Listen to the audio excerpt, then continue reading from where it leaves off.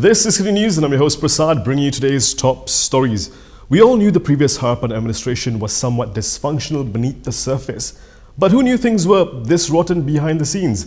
Now the foul stench of truth is slowly coming out, and you'll be able to read all about it in Mahathir's upcoming book. Dr. Mahathir Mohamad has called DAP's Damansara MP Tony Pua arrogant.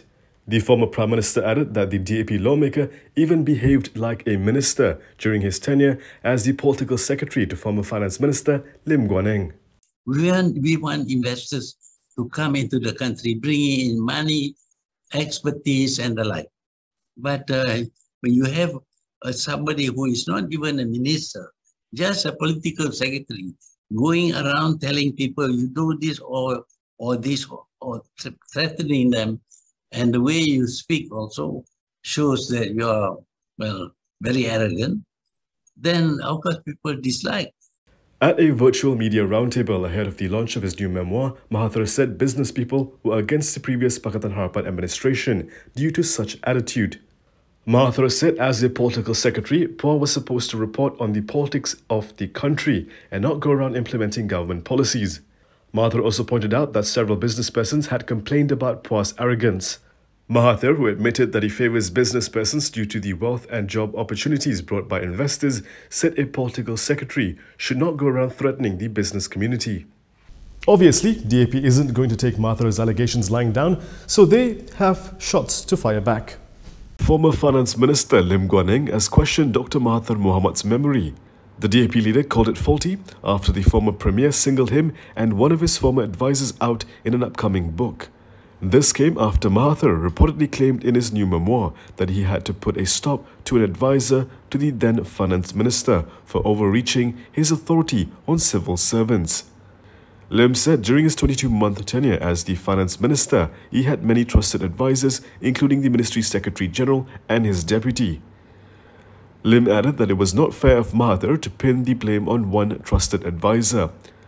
Lim also revealed that Mahathir threatened to sack him 3 times from the cabinet, but that didn't let him affect his work. According to a separate report on the book, an unnamed senior DAP figure, who was an advisor to the finance minister, had unauthorized involvement in government business. The report said Mahathir did not name Lim's advisor, but noted that the elected representative in the Klang Valley had been his close confidant at the finance ministry during the Pakatan Harapan federal administration. DAP's Damansara MP Tony Pua, who served as the political secretary to the former finance minister, denied the allegations by Mahathir. In a statement, Pua said he was a convenient target for anyone unhappy with the finance ministry trying to clean up former Prime Minister Najib Abdul Razak's mess. If you have plans for the first half of tomorrow, I'd suggest cancel it and log on to Malaysia Kini and KiniTV because you wouldn't want to miss the court's verdict on Najib's appeal tomorrow morning. Najib Abdul Razak has allegedly come in contact with a COVID-19 positive patient just 24 hours from the delivery of the verdict on his appeal to challenge his conviction. Because of this, Najib's lawyers are appealing to the Court of Appeal to vacate the scheduled decision date, which is set to take place tomorrow. In a letter to the court, Najib's legal team claimed that large numbers of his legal team have also been exposed to the COVID-19 positive case. The lawyers are also seeking for today's scheduled hearing of Najib's bid to adduce new evidence in his SRC appeal to be vacated as well.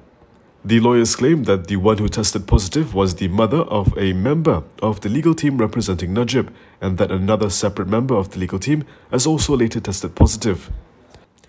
The Court of Appeal has scheduled December 8th to deliver its verdict on Najib's appeal to squash his conviction, 12-year jail term and 210 million ringgit fine. The Court of Appeal also sternly reprimanded the former Prime Minister, reminding him today that it is a court of law and not a coffee shop. This was due to Najib's absence from the hearing today. Judge Abdul Karim Abdul Jalil also warned that the 2 million ringgit bail could be cancelled and the court could also issue a warrant of arrest for Najib's non-attendance. The judge also denied Najib's application to postpone the additional new evidence hearing and directed it to resume at 2:30 p.m. via Zoom. Karim also reminded the defense team that tomorrow's decision date for Najib's appeal in the SRC International case has not been vacated and will proceed. Based on the headlines yesterday, Malaysia seemed to be at war with coffee shops, but no longer because the government has revoked the liquor license policy for such establishments. The Customs Department has been ordered to revoke the liquor license policy for restaurants and coffee shops to sell alcohol. This was revealed by MCA President Wee Ka Siong today. In a statement, the Transport Minister said he had contacted Finance Minister Tengku Zafrul Abdul Aziz, who is currently in Singapore, for an official trip. He said the Finance Minister confirmed that his ministry had ordered the Customs Department to revoke the liquor license policy. Earlier, it was reported that restaurants and coffee shops selling beer will be required to apply for a new license from January 1st as part of a new federal government policy. Yesterday, DAP Secretary General Lim Guan Eng accused the government of adopting past extremist policies nationwide by requiring ordinary coffee shops selling beer to apply for alcohol licenses. Now we have a message from our sponsor, but when we're back, find out what Mahathir is up to with Pejuang.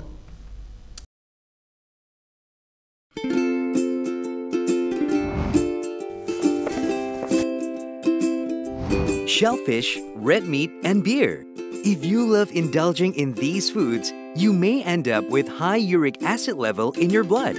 These foods consist high level of purine, a substance that will eventually break down into uric acid and be excreted through our urine. It is recommended that the amount of dietary purines should be kept between 600 to 1000 milligrams per day.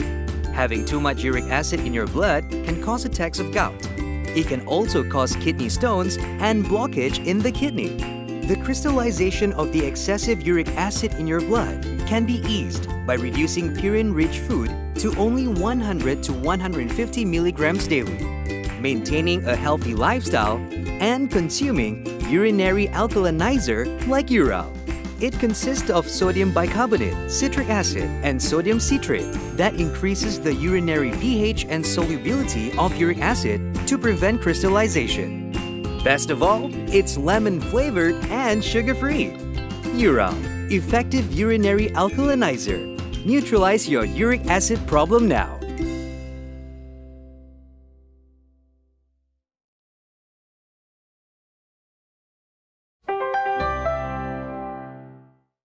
Mahathir certainly isn't going to make any new friends in DAP with his latest statements. In fact, Pejuang doesn't seem to be interested in being friends with anyone at the moment. Dr. Mahathir Mohamad's party, Pejuang, has no intention of cooperating with other parties for the time being. Speaking at a press conference, he said Pejuang will be on its own until they are convinced potential partners are genuine in combating corruption. He was asked if Pejuang, a splinter party of Bersatu, planned to cooperate with other opposition parties. Mahathir also stressed that Pejuang risks losing its popularity among supporters if it chooses the wrong partner. Meanwhile, he said the 15th general election may see the people being continually led by corrupt individuals if they vote for them. If given a chance in the next general election, Mahathir said Pejuang's priority is to get rid of kleptocrats in Malaysia. Thaipusam with COVID-19 around just hasn't been the same, and with the new variant, the government isn't going to take any chances. The Thaipusam celebration in Malaysia next year will not see processions due to the SOPs to stop the spread of the new COVID-19 variant. This was revealed by Unity Minister Halimah Muhammad Sadiq in Parliament today. Dalam aktiviti sambutan Hari Thaipusam juga ada perarakan. Kita perarakan Silver Chariot. Jadi dalam permohonan kepada sambutan Hari Thaipusam, perarakan itu tidak dibenarkan.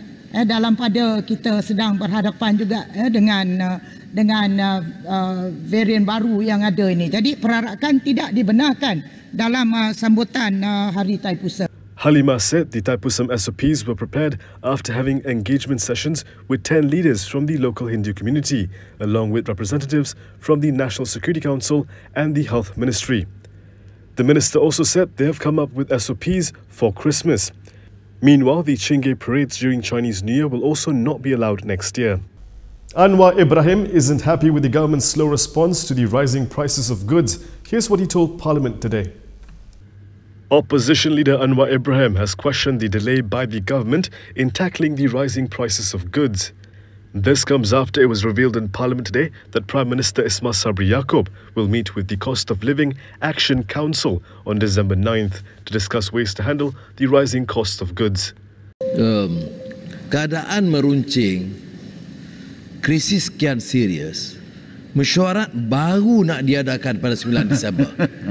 Anwar added that the issue has already been raised for a while, so the government should be mobilizing their agencies to take immediate action.